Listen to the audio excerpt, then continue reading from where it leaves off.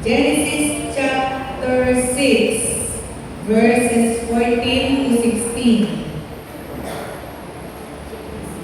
Genesis chapter 6, verses 14 to 16. Gumawa ka ng barko gamit ang magagandang klase ng kahoy at lagyan iyon ng mga kulungan ng hayop. Pahiran mo ng alkitran yung loob at labas ng barko para di pasukin ng tubig. Verse 15, ganito ang sukat, 450 feet ang haba, 75 feet ang laban, 45 feet ang taas.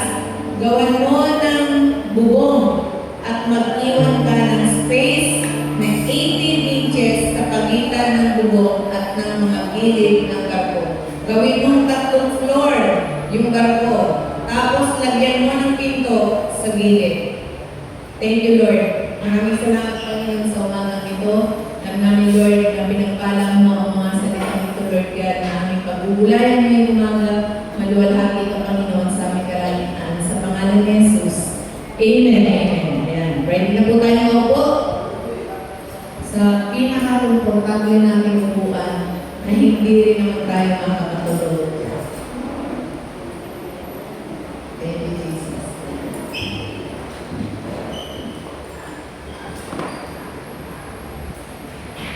Okay, ang ating pong pagbubulayan sa umagang ito ay mula po sa Genesis chapter 6. Ito po yung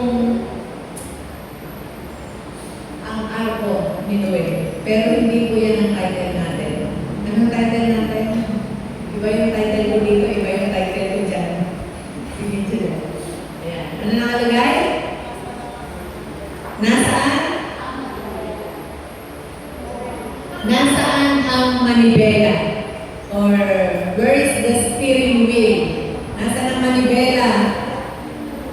Okay, kung tayo po ay sasakay sa eroplano, chine-check ba natin kung mayroong manibela? Sino po nag-check? Sino po nakasakay ng eroplano? Yan, nasa kamay. Yun. Chinek niyo po ba na may manibela yung eroplano?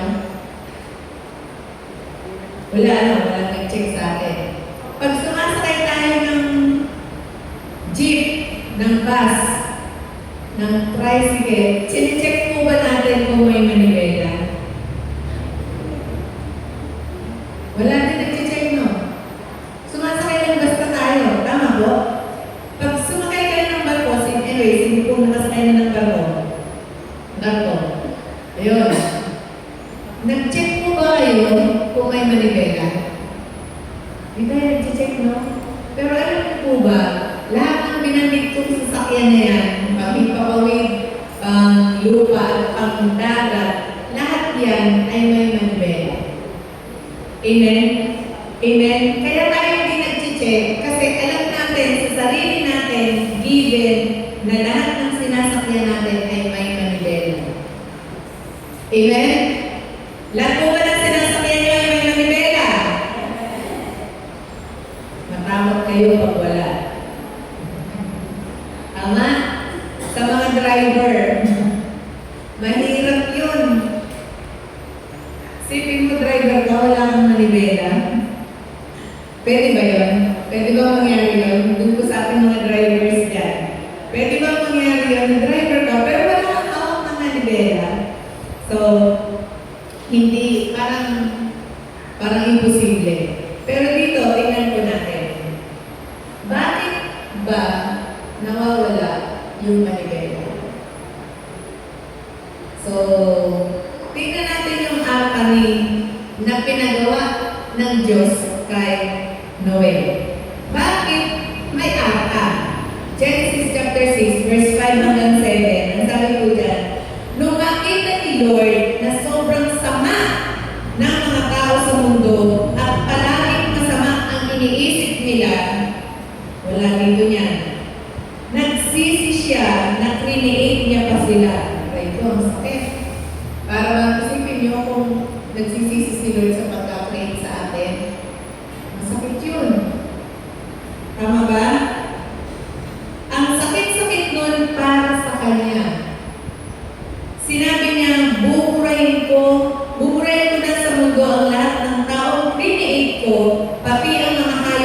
libon. Sana pala di ko na lang sila ginawa. Kung kayo po yung creator, at makita niyo yung create niyo, gumagawa ng hindi tama, matutuwa po ba tayo? Siyempre hindi. Di po ba? Halimbawa, yung ginawa natin yung isang bagay, tapos may ginawa siya hindi tama. Masisiyahan ba tayo? Yun nga lang anak natin, hindi naman natin yung ginawa eh. Pinagbutis lang natin. Happy Mother's Day nga po pala sa ating lahat ng mga nanay. Hallelujah. Pinagpala tayo ng Panginoon. Amen? Amen? Ano kaya hindi bang nanay hindi maka-amen? Hindi ba kayo pinagpala sa inyong anak? Pinagpala po tayo, mga nanay!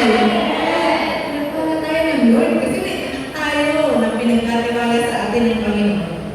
So, sa ating mga anak, pag hindi gumagawa ng tama, masaya sa tayo. Di ba hindi? Ang lungkot. Yun nga lang may ginawa siyang hindi maganda sa ibang tao, malungkot na tayo. How much more pag sa ating paginawa? Malungkot yun. Katulad ng nangyari dito sa binasa natin, ang Diyos ay hindi natuwa sa kanyang create. Ang sabi ng Bible. Sana, sabi niya, sana pala, hindi ko na-create. Isipin mo yun. Kung halimbawa sasabihan ka ng Diyos, sana pala hindi na kita nilikha. Sana pala hindi ka na nabuhay sa mundo nito. Sabi ko, masakit. Masakit yun. Na pinagsisisihan niya yung pagka-create niya sa tao. Pero, bakit ba? Kaya may Noah's Ark, tayong tinatawag. Kaya merong arko kasi yung tao sobrang masama. Yun yung binasa po natin sa verse 5. Sabi doon, nung makita ni Lord na sobrang sama ng mga tao sa mundo at palaging masama ang iniisip. Hindi lang pala ginagawa, kahit iniisip. Hindi tayo marunong magbasa ng isip. Ano po? Pero marunong tayo magbasa ng mukha. Marunong tayo magbasa kung ang mukha ang may subtitle. Huwag niya na tignan yung katabi niyo. Walang iniisip na masama yan sa inyo. Puro kabutihan ang iniisip niyan sa inyo. Amen? O, itigin sa katabi. Mabuti ang iniisip niyan sa inyo. Sige po, tignan niyo yung katabi niyo. Totoo, mabuti ang iniisip niyan sa inyo. Amen? Walang iniisip yan na masama. Mamaya. Wala yung iniisip na ganito. Mamaya, lagi ka sa akin. Walang ganon. Kasi ang iniisip niya sa inyo ay mabuti. Amen? Okay. Kaya may arka. Kaya pinagawa ng Diyos si Noe ng arka kasi sobrang masama ng tao. At dahil doon, gusto niyang mabura ang tao sa mundo. Bakit si Noah? Bakit hindi si Kathleen? Bakit hindi si Miss? Bakit hindi si Katina? Bakit si Noah? Ang gagawa ng arka, ang gagawa ng bangkong malaki. Bakit? Genesis chapter 6 verse 8 to 11, ang sabi po ay verse 8, pero kay Noah, natutuwa si Lord. Tingin sa katabi. Natutuwa din si Lord sa katabi niya.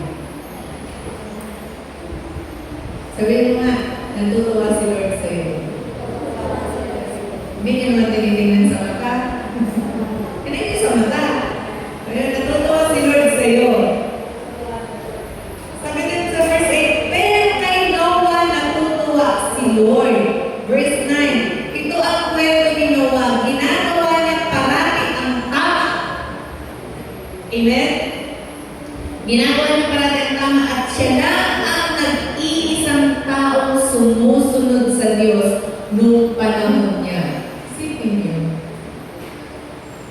Ang dami-daming tao, pero si Noah lang ang sumusunod sa Diyos. dito sa atin, sino kaya si Noah? Sino kaya si Noah dito sa atin? Yung laging sumusunod sa Diyos. Amen? Ang hirap po, amen. Sino po kaya sa atin na laging, ito yung sinabi. Sabi doon, parating tama ang ginagawa at siya lang ang nag-iisang taong sumusunod sa Diyos. Hallelujah. Sana ganun din ang sasabihin sa atin ng Diyos. Ano po? Nabuhay siya kasama ang Diyos. May tatlo siyang anak, sina Shem, Ham at Japhet. Except kay Noah, napakasama ng mga tao sa paningin ng Diyos. Puro karahasan ang nangyayari sa mundo. Nakita ng Diyos na sobrang sama ng mga tao, masamang lahat ng ginagawa nila. So, bakit si Noah ang gagawa ng arko? Bakit si Noah ang gagawa ng ark? Kasi siya lang yung taong gumagawa ng mabuti. Amen. Amen. Pag si Lord ay may gustong ipagawa, naghahanap siya ng mga taong mabubuti. Pero hindi ibig sabihin hindi nagkasala si Noah. Okay, so bakit mahalaga ang bawat detalye? Yung binasa natin kanina, sa unang-unang binasa ko pong mga verses, napaka-detalyado ng Diyos. Bakit kailangan pa ilagay yung suka? Anong halaga nun? Di po ba? Tingnan niyo yung verses, Genesis chapter 6 verses 14. Sabi doon, gumawa ka ng barko gamit ang magandang klase ng kahoy. Grabe si Lord, good lumber. Pag nagpagawa, kailangan good lumber, hindi coco lumber. Amen. At lagyan mo yan ng mga kulungan ng hayop. Nagjo-joke ka ba, Lord? Kung ako si Noe, pagtatanong ako, Lord, nagjo-joke ka ba? Pero madami ang hayop. Para isa-isa ko silang lalagyan ng kwarto sa arka. Gano'n dami kaya yung kwarto? Sa bahay, pag tatlo ang kwarto, medyo mahirap-hirap na maglinis. Ay, hayop ang ilalagay ko sa bawat kwarto. Sabi doon, gumawa na ng barko gamit ang magagandang klase ng kahoy at lagyan mo yun ang mga kulungan ng hayop. Pahiran mo ng alketran ang loob at labas ng barko para di pasukan ng tubig. So, yung alketran po, niresearch ko kanina, yung pala yung maitim na, tawag nito? Siya yung itim na dagta mula sa pine tree. Yun po ang alketran. Itim na dagta mula sa pine tree. Ibig sabihin, sa laki ng arka, dito ako lagi sa arka. Sa laki ng arka, ilang pine tree ang kailangan niyang kuhanan ng dagta para mapinturahan. Gano'n kadami. Nagreklamo ba si Noe? Lord naman! Pangalawa naman, yung una, maglalagay siya ng kwarto sa bawat hayop. Pangalawa, gano'n kadaming pine tree ang kailangan niya para mapahiran ng alketran yung buong arka. Tingnan niyo po yung sukat ng arka. Detalyado din. Sabi doon, ganito ang sukat. 450 feet ang haba. Ang isang 1 foot po ay ganito. Ruler, isang ruler, 1 foot yan. 415 ganito. Wala naman mag-imagine. Kung mula doon hanggang dito, hindi ko alam kung ilang feet, pero may 50 na ba yan? Gano'n kalaki yung arka? 450 feet ang haba. Gano'n kalaki yun? 75 feet ang lapad. Nalapad ako, pero hindi naman 75. 75 feet. 75 na ganito. lapad. Then, sabi doon ay 45 feet ang taas. Yun pong 6 feet na swimming pool ay lubog na ako. 6'2" ako, 6'2" nga. Lubog na ako doon. So, sabi doon ay, ilang feet yun? 45 feet ang taas. Sobrang laki ng arka ni Lord. Ay doon po hindi sila nakakaranas ng ulan. Wala pang naranasan si Noel na ulan. Tapos pagagawain ka ng arka. Pangalawang parang joke. Tapos sa ibabaw pa ng bundok. Another joke ba yun? Ang tindi, no? Pero alam nyo, ang maganda kay Noel, sumunod lang siya. Di siya nagsabi, Lord naman, ano ba yan? Gano'ng madaming kahoy ang kakailangan ko? Gano'ng madaming pine tree? Ang daming pwedeng sabihin ni Noel para magreklamo. Pero ni isa, wala tayong mababasa sa Biblia na nagreklamo si Noel. Tingin sa katabi. Hindi po yan mareklamo. Yan katabi. Mapagpasalamat yan. Amen? Mapagpasalamat yan. Hindi po yan mareklamo. Parang ang hirap mabuhay sa buong mga hapon na hindi tayo nagreklamo. May tanda ba kayo isang araw na hindi kayo nagbigkas ng reklamo? Isang araw lang. Buong isang araw hindi kayo nagreklamo. Meron po kayong tanda sa buong buhay niyo na hindi kayo nakapagbanggit na mahal na ng kuryente, ang mahal ng gas, ang mahal ng gasolina, ang mahal ng bilihin, ang bigas, ang ganito. Yung ganun ko, dati wala nagtas kayo 300. Meron pang isang araw sa buhay natin na hindi tayo nagreklamo.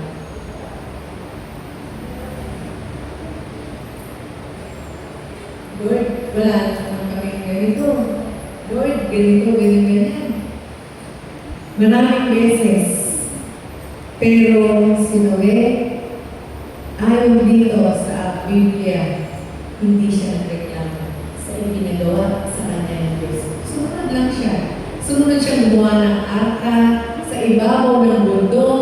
Sumunod siyang pahiran ng alketran, yung pagkalaki-laking arka. Sumunod siyang lagyan ng kwarto yung arka ng bawat hayop.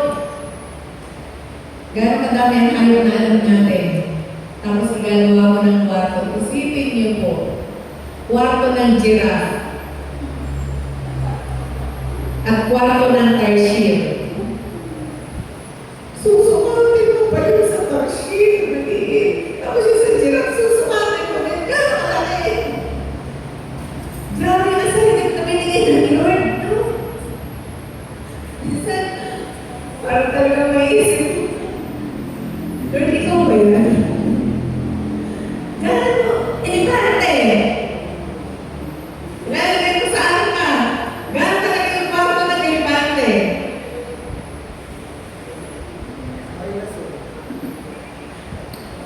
At kwarto ng mga maliliit na hayop. Ang tindi ng Lord, no? Ibang klase magbigay ng assignment, pero hindi nagreklamo si Noel. Sabihin mo sa iyong katabi, hindi nagreklamo si Noel. Sabihin mo sa katabi mo, hindi nagreklamo si Noel. Ano kaya? Huwag niyo nasundan. Grabe ang Panginoon. Ibang klase talaga. So, napakahalaga sa Lord ng bilang. Alam niyo kung bakit? Na-realize ko sa ko, ganito pala kahalaga ang detalye sa Panginoon. Yung bawat detalye napakahalaga. Kasi, isipin niyo, kung hindi siya nagpagawa ng ganun kalaking arka, paano niya ipapasok ng elepante? Paano niya ipapasok ng giraffe? Paano niya ipapasok yung mga mabangis na hayop? Paano niya ipapasok yung maliliit na hayop? Kaya ganun pala kalaki. may layunin ng Diyos sa mga bagay na ipinagagawa niya sa atin. Amen. Minsan sa umpisa nakakapagtanong, pero banda-banda ron sa kabila ng lahat, may isip mo, ito pala yun. Amen. Noon po ang tatay ko ay bedridden. Tagal-tagal din siyang bedridden.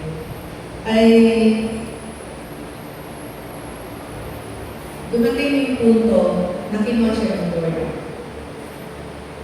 Nung kinuha po siya ng Lord, after a week, bumagyo ng malakas sa Bicol. Alam niyo ba sabi ng kapatid ko? Buti na lang wala na si tatay. Kasi kung nandito si tatay, hindi ko alam kung saan ko siya itatago. Natanggal po kasi yung 1/4 ng bubong ng bahay namin dun sa Bicol. Natanggal. So, kahit natanggal ka ng isang yero, mababasa talaga yung buong bahay eh. Sabi niya, kung buhay pa si tatay, hindi ko alam kung saan siya itatago. Kasi 1/4 ng bahay walang bubong. Sabi ko, yung pala yun. Kaya sinabi niya, mabuti na lang, kinuha na ng Lord ang tatay. May purpose lagi. Bakit may inaalis? Bakit may dinadagdag? Laging may purpose si Lord. Hindi yan wala lang. Lahat ng yan ay may layunin ng Diyos. Amen? Amen? Yan katabi nyo, may purpose yan. Bakit katabi nyo yan? May purpose yan. Bakit yan ang ibigay ng Lord sa iyong anak? Bakit yan ang ibinigay sa iyong asawa? Bakit yan ang ibinigay sa iyong kaibigan? Bakit yan ang ibinigay sa iyong kung ano pang relasyon? Bakit yan? Kasi may purpose yan. Amen? Lahat ng bagay, lahat ng tao, lahat ng nakikita natin, may purpose yan. Bakit yan naandyan? Amen. May purpose ka pala. So, hindi lang tayo taga-upo. May purpose tayo. Amen? Maaaring paglabas natin dyan, ang gagawin, ang pinagagawa sa atin ng Panginoon ay share ng mga tao nasa labas. Laging may purpose si Lord. Amen? So, ang sabi pa doon, Genesis chapter 6 verse 16, gawan mo ng bubong at mag-iiwan ka ng space na 18 inches sa pagitan ng bubong at ng mga gilid ng barko. Yung space ng bubong at saka yung gilid ng barko, 18 inches daw. Gawin mo 3 floor yung barko. Wow. Talagang may pa ganun ka. Tapos lagyan mo ng pinto sa gilid. Isa lang ang pinto. Yung sobrang laki ng arka, isa lang ang pinto. Ang bahay natin, ilan ang pinto? Di ba, lagi tayo may front door, may back door. Tama po? At pero pa yung mga pinto ng kwarto natin, kung may kwarto. So, maraming pinto, pero ang arka ni Noe, isa lang ang pinto. Kasi, pag sinakdown yun, pag isinara yun, walang ibang lalabasan. At ang aming nagsara nun, ay walang ibang mag-isiguro. Kasi hindi kaya buksan ni Noe. Ang lahat ng isinara ng Panginoon, ay pwede buksan ni Noe. Pag sinara na ng Lord, sarado na yan. Amen? Pero pag nagbukas ang Lord, lahat ay bubuksan niya. Lahat ng pinto, lahat ng dumaman sa langit, bubuksan ng Panginoon. Matindi talaga si Lord. Ibang klase. Isipin niyo yun. Ang tindi ng ating Diyos na pinagpili ko. So, namamangha ako lagi sa ginagawa ng Panginoon sa buhay ng bawat isa sa atin. Ngayon, bakit walang steering wheel? Yung arka ni Noe. Kanina, detalyado, di ba? Detalyado yung bawat sukat, bawat bahagi. Saan? Ganito, ganyan, ganyan. Hanggang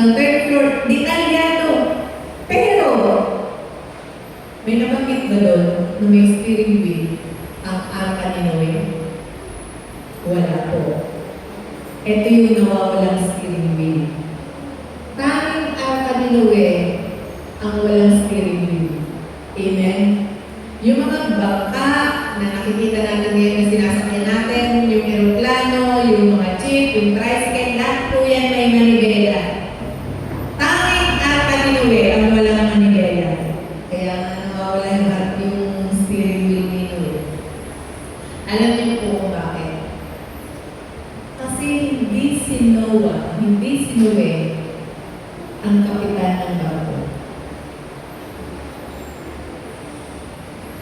Ang kapitan ng barko ay walang iba kundi ang ating Diyos.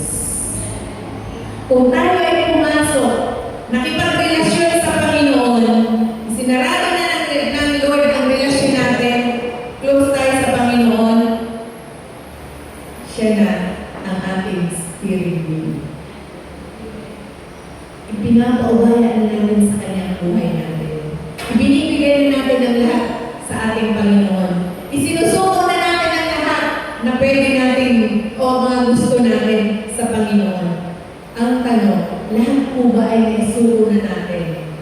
Or gumagawa tayo ng sarili nating steering wheel? Teka lang Lord, dito ko gusto.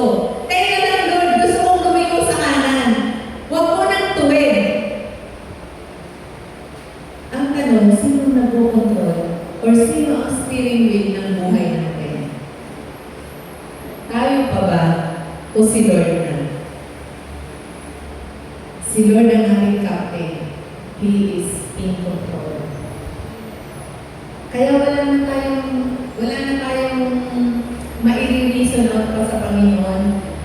Alam niyo po, itong pagpasok ng May, pag tinitingnan ko yung mga schedules ko, parang, umpisa pa lang ng araw ng May 1, graduation ng TMB. Sobrang sa akin yun, kasi yung obligasyon, parang akin, kailangan ayos, kailangan ganito, kailangan ganyan, kailangan mo magpa-reserve ng lugar, kailangan mo magpa-reserve ng caterer, kailangan yung mga supply, yung mga lahat ng detalye. Bigla akong napansin, madalas po dito ako sa salamin sa bahay, nung mapadaan ako dito sa salamin na pinto, pag ganun, tama na po ba? Lutang, kalutang, may mga nakapili. Sabi ko, grabe, ang bilis. Sobrang dami ka agad. Pero, lahat ng schedule na yun, sa Lord, ikaw ang bahala dito. Galing lang po namin ang kasama si Lamang doon at si Pastor Maricel. Nag-PFA. Nasa tapos na po sila ng third level, third module. Nasa huling module na sila. At susunod ng lakbay-aral, kailangan ulit namin bumalik para sa lakbay-aral na hindi ko alam kung magbabangka, kung magbabas, kung mag-jeep. Pinag-uusapan pa nila. Pero, Lord, bahala ka na. Sa iyong kamay inihahabili namin ang aming mga buhay. Hindi po madali. Katulad ng nakwento ko nitong last time na nag-mission tayo, dun sa Sitio Agong na pinunta namin, pag hindi ka marunong tumiming sa pag-akyat at pagbaba ng bangka, ay matutulad ka kay Pao. Sa kay Mando. Mahirap ka lang. Kaya yung alon, sasabayan mo eh. Sabi ko rin ikaw, sana pala naglakad na lang ako. Maraming challenges po sa buhay. Pero ang tanong, masunurin ba tayo sa itinagagawa ng Diyos sa atin? Sinusunod ba talaga natin ang Panginoon? Or ayaw natin umalis sa ating mga comfort zone? Sino pwede namang hindi siya sumunod sa Lord? Gumagawa naman siya ng mabuti. Pero kahit alam mo yung kahit isipin mo lahat ng detalye na pinagagawa ng Lord kayo parang, Lord, ang hirap. Ang hirap naman. Di ba i-explain ko kanina, parang ang hirap ng bawat detalye na pinagagawa ng Panginoon, pero sumunod pa rin si Lord. Minsan, ganun din tayo sa mga gawain. May gawain tayo, mga nanay, meron po tayo women's fellowship, dito po tayo kakain sa church. Mga tatay, meron po tayo gawain, punta tayo ng ganito, ganyan. Mga kabataan, punta tayo ng mamimigay tayo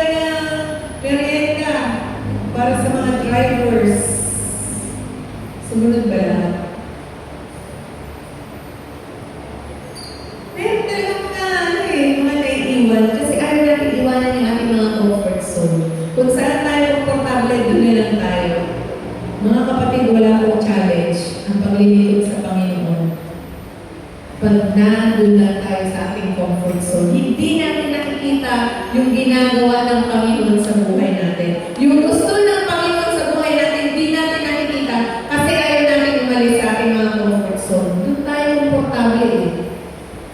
Ayaw natin umalis doon sa komportable tayo. Minsan, labas-labas po sa ating mga comfort zone at doon may ipapakita ang Diyos sa inyo. Yung mga, alam mo yung mga hindi nyo ginagawa tapos gagawin nyo, alang-alang sa Panginoon, grabe mag-bless ang Lord. Amen. Gusto nyo maranasan ang pagkilos ng Panginoon sa buhay nyo? Alis tayo sa ating comfort zone. Hakbang tayo. Isang hakbang na hindi tayo medyo komportable. Pero si Lord, gagawin komportable ang lahat sa akin. Banda-banda ron kung masunurin tayo. Tingnan niyo po. Maybe sinasabi natin, Lord, sinusurrender ko ng lahat sa iyo. Ikaw na pong bahala. Pagkatapos, pag hindi natin nakikita yung galaw ng Panginoon, nagpapanik na tayo. Lord, sabi ko naman, ikaw nang bahala. Bakit wala pa? Anxious na tayo. Pagka nakita natin na sarado na yung pinto. Anxious na tayo or nag-overthink na tayo pagka yung mga prayers natin ay hindi pa natin nakikita yung tugon. Lord, nagpipray naman ako eh. Gusto ko talaga mag-attend ng camp. Nagbebenta ka ba? Grabe sa yun.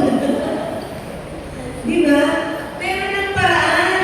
May ginagawa ng paraan ng Lord. Minsan ay nating pansinin. Amen? Nag-overthink tayo dun sa mga prayers na hindi natin natatanggap. Na minsan, we keep trying to steer what God already promised to carry. Yung bang gusto natin tayo ang umawak ng manibela, samantalang nag-promise na ang Lord, anak ako nang bahala sa'yo. Bitawan mo yung manibela, ako ang magiging manibela mo. Bahala na ako sa'yo.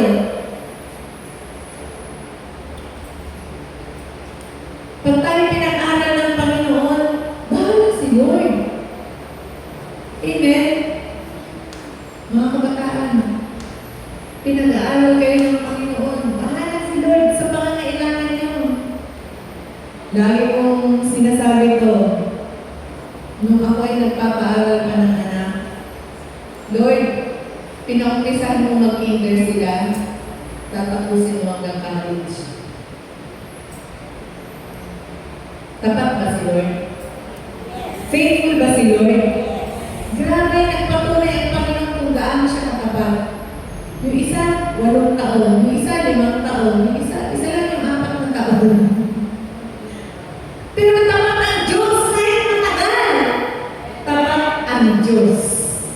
Tandaan niyo yung mga kabataan. Pag pinumpisahan kayo pag-aralin ng Panginoon, patatapusin niya kayo. Amen? Junior? Yes, graduating. Diba? Magtiwala po tayo sa Panginoon, tapat ang Diyos na nangako sa atin. Kung ano mang ipinangako sa inyo ng Panginoon, gagawin niya yan kasi tapat ang Diyos. Hallelujah. Amen. Minsan ay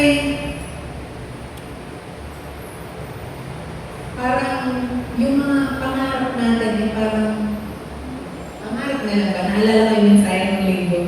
Hanggang pangarap na lang ba? Lord, kailan matutupad yung mga pangarap? Maybe nandun tayo sa panahon na nangangarap tayo, na nagpe-pray tayo, na tinitingnan natin yung future natin ay magiging mabuti. Pero dumadating yung time na parang floating tayo. Sipin niyo si Noah. Kasama ang kanyang buong pamilya. 40 days and 40 nights na umuulan. Lord, isang linggo na umuulan. Painitin mo naman. Nung minute, Lord, isang linggo na umiinit. Paulinin mo naman. Yung pamilya ni Noe, 40 days and 40 nights umuulan. umuulan. Mahigit isang buwan. Siguro ang dami ng landslide na nangyayari. 40 days and 40 nights para lumutang yung arka. Kasi kailangan lumutang yung arka. Kasi pag hindi yung lumutang, sasabihin ng mga tao, alam ko ba, kung Diyos na ito makapangyarihan, eh bakit hindi lumutang yung arka? So kailangan pabahain. Minsan may mga tao gano'n na, akala ko ba yung Diyos mo, ganito, ganyan. Paano tayo nagre-respond? Ano yung response natin dun sa mga taong gano'n ang ginagawa sa atin? Kala ko ba born again to? Kala ko ba pastor na to? Kala ko na church to? Akala ko ba graduate ng PK to? Akala ko ba nag-LCBTC to? Minsan, kapwa natin mana ng palataya ang gumagawa nun. Bakit gano'n? Pero alam niyo mga kapatid, dumaan na tayo sa mga ganang sitwasyon, maniwala po tayo, may ginagawa ang Lord sa buhay natin. Nasa response natin kung ano yung magiging resulta.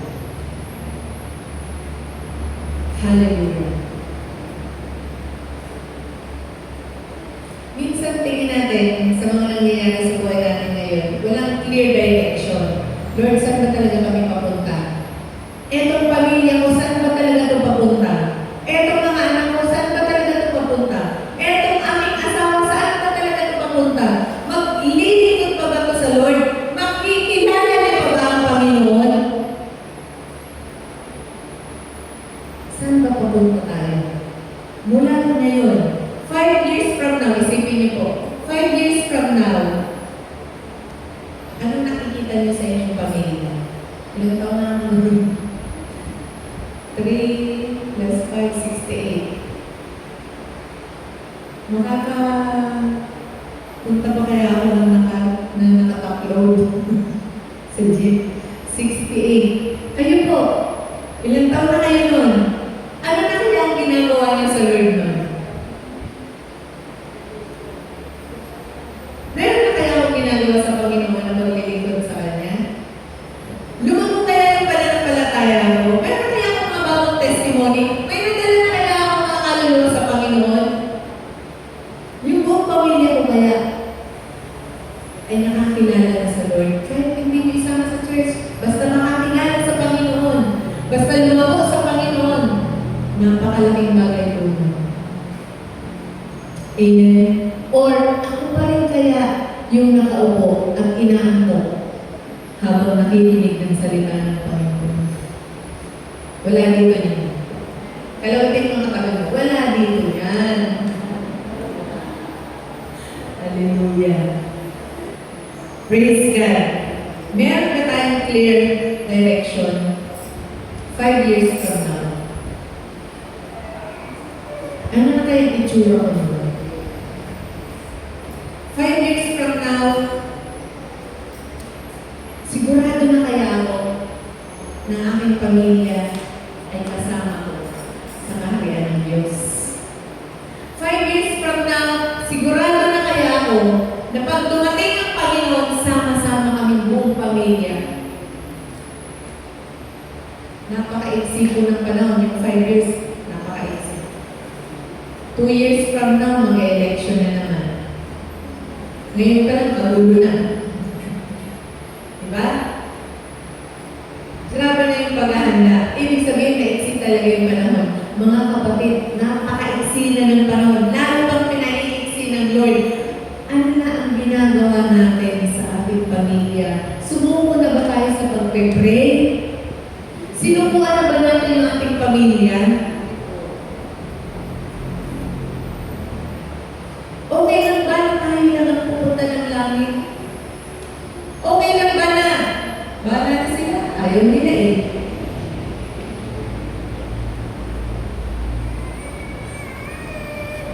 At ito ang nakakatakot. Pag yung steering wheel ay nawala. Yung steering wheel na si Lord ang meron ay wala na. Mga kapatid, sana hindi mawala yung manibela ng buhay natin at walang tinawagi ang Panginoon. Marami nang tumatalikod sa Lord. Rumors of war, naririnig na natin yan. Yung mga mananampalatayang nagkakanulo sa isa't isa, nakikita na natin yan. Yun po ang sinasabi ng Matthew chapter 24, mga signs na malapit nang dumating ang Panginoon. Nakikita na natin ngayon, ano pong ginagawa natin. Meron pa ba tayong ginagawa? May gagawin pa ba tayo? Ano na mga kapatid? Ano na? Sino nga hindi niya alam kung kailan matatapos ang ulan? Hindi sinabi ng Lord sa kanya na, o Noah, after this, tapos na ang ulan. Hindi sinabi ng Lord. Hindi rin alam ni Noe na kung kailan niya makikita ulit ang lupa. Kasi ang nakikita niya ay puro tubig. Kung kayo po ay nakasakay ng barko ng 3 days, sino po nakasakay na ng barko? 3 days. Nakaranas mo sumakay ng barko 3 days papuntang Davao. Init na. Kahit meron mga recreation sa barko, maiinit ka talaga eh. Sobrang nakakainit. Tapos, paglabas mo ng kwarto, ang makikita mo, tubig. Kaliwat kanan, likod harap, tubig, lahat ang makikita mo. Nakakainit sobra. Isipin niyo si Noe at ang kanyang buong pamilya. Hindi niyo na alam kung kailan niyo makikita ang lupa. Lord, nasa ko na yung lupa. Bakit wala pang lupa? Pag naranasan niyo sumakay ng barko, pag yung barko ay malapit na, nakikita mo na may ganun-ganun na at medyo brown, ibig sabihin malapit na kayo sa lupa. Iba na yung feeling, ang saya-saya na. Diba? Ang saya-saya na nun. Nung kami po ay galing pa tayo sa Dinigman. Ewan ko ang tata ni Richard. Galing kami Dinigman. Nagbangka na kami pauwi. Pauwi na kami dito. Tapos nagbangka kami mula Dinigman hanggang Infanta. Tanda mo? Malayo! 2 oras ang tagal. Hindi ka may pwedeng lumikot. Kasi maliit na yung bangka, marami kami. Tapos biglang tumigil yung bangka sa gitna. Natatala mo na! Ando na, tatang ko na yung lupa. Biglang tumigil. Wala nang tulog. Kasi walang gagalaw. Walang gagalaw. Chalo! Kalko! Ngayaw! Ang likot mo! Gumagano na ako kayo. Kalko pa na! Ang likot mo! Nakakatakot eh. Kasi wala nang patay na yung makina. Tumigil sa gitna. Hindi pa ako marunong lumangoy. Malakas lang ang loob sumakay sa bangka. Pero hindi ako marunong lumangoy. Sabi ko, Lord, ito naman kami sa namin. Marami kami nun. Pero nilawag ng Lord na umandar ulit. Yung pong LC sa ilalim ng bangka ay napasadyata sa bato. Kaya tumigil. Salamat sa Lord, umandar ulit. At buhay pa naman kami ngayon. Wala naman ano sa amin. At nakarating kami dun sa Dalampasigan. Purihin ng Panginoon, napakabuti ng Diyos. Hindi pa tapos ang Lord sa amin. May gagawin pa talaga kami sa Panginoon. So, si Noe po, hindi niya alam. Hindi niya alam kung kailan huhumpa yung tubig. Hindi niya alam kung kailan titigil yung ulan. Walang sinabi. Amen? Parang hirap nun. Walang kasiguruhan. But, ang alam ni Noe, isa lang.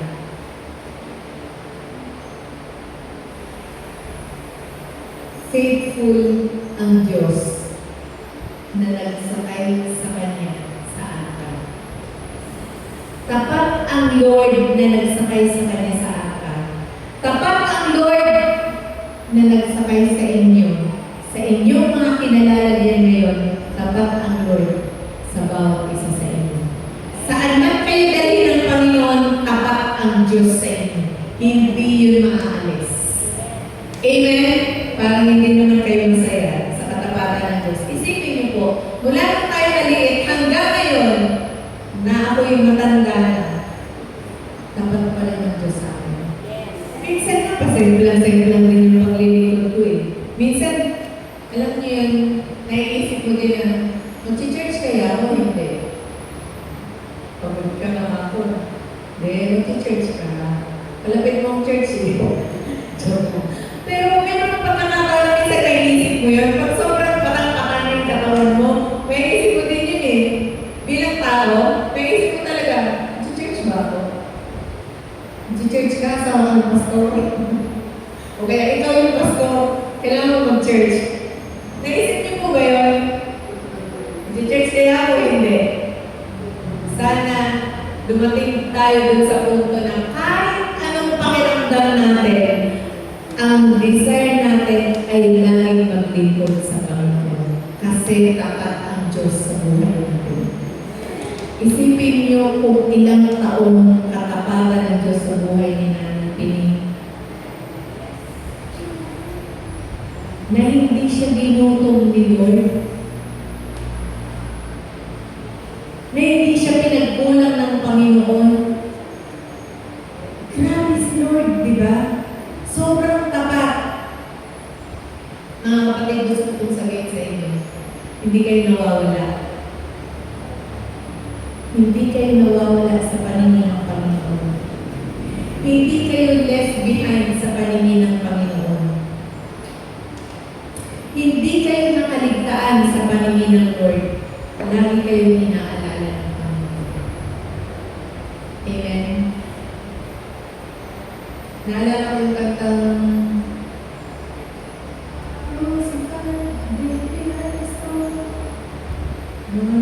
lyrics ka na? Rejected and alone like a rose trampled on the ground. You take the cross. Dahil tayo ang inalala ng Panginoon. Isipin niyo yun. Ako na lang ang magte-take ng cross. Kasi inaalala ko kayo, baka hindi niyo kayanin. Ako na lang, sabi ng Lord. Ako na lang to, ako na lang ang mahihirapan. Kasi baka hindi niyo kayanin. Inako niya ng lahat.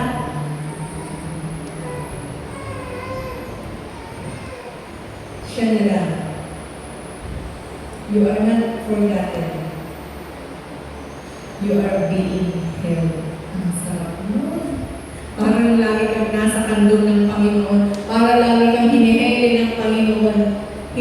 Minsan, umaasa po tayo dun sa hili ng ibang tao. Umaasa tayo dun sa hili ng ating magulang. Umaasa tayo sa hili ng ating asawa. Umaasa tayo sa hili ng ating kapatid. Umaasa tayo sa hili ng ating mga anak.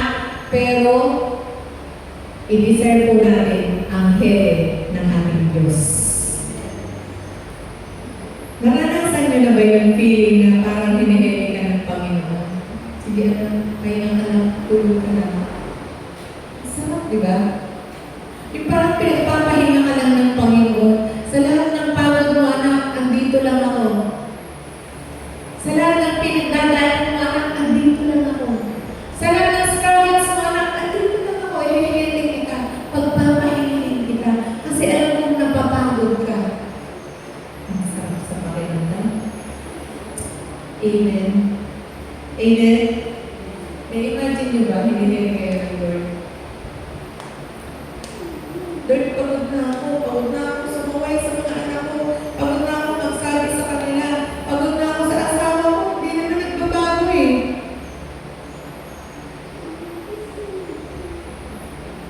Pero si Lord hindi napabago na mag-hende sa iyo. Amen! Amen! Hallelujah! Napakabuti ng Lord. Ano mang ipinangako sa atin ng Panginoon, it will come to pass. Mangyayari lahat ng ipinangako sa atin ng Panginoon. Not because strong tayo, kundi dahil siya may hawak ng steering wheel ng ating buhay. Amen! Amen! God is faithful enough to carry you. So, breathe, trust the captain, You are not drifting. You are being guided. Amen. Huminga ka. Magtiwala ka sa kapitan ng buhay mo na walang iba kundi ang ating Diyos. Hindi ka nalulunod. Ginagayad ka lang ng ating Panginoon. Amen. Amen. Tayo mo lahat ito ngayon. Naalala kayo sa awit na kung wala na tayong paraan, may paraan si Lord. Kung wala na tayong mga sulingan, nandiyan ang Panginoon. Mga kapatid, sa panahon ngayon, maraming pwedeng umuupas sa ating mga isipan. Maraming pwedeng maglayo sa atin sa Panginoon. Ultimo mga kasama natin sa bahay, mga kasama natin sa church, mga kasama natin sa trabaho, pwedeng ilayo tayo sa Panginoon. Pero magtiwala po tayo sa Lord. Breathe. Trust the captain. You are not drifting. You are being guided. Thank you, Lord. Napakabuti ng Diyos. Amen. Awitin po natin yung title mo na God will make a way where there seems to be no way. By Don Moen.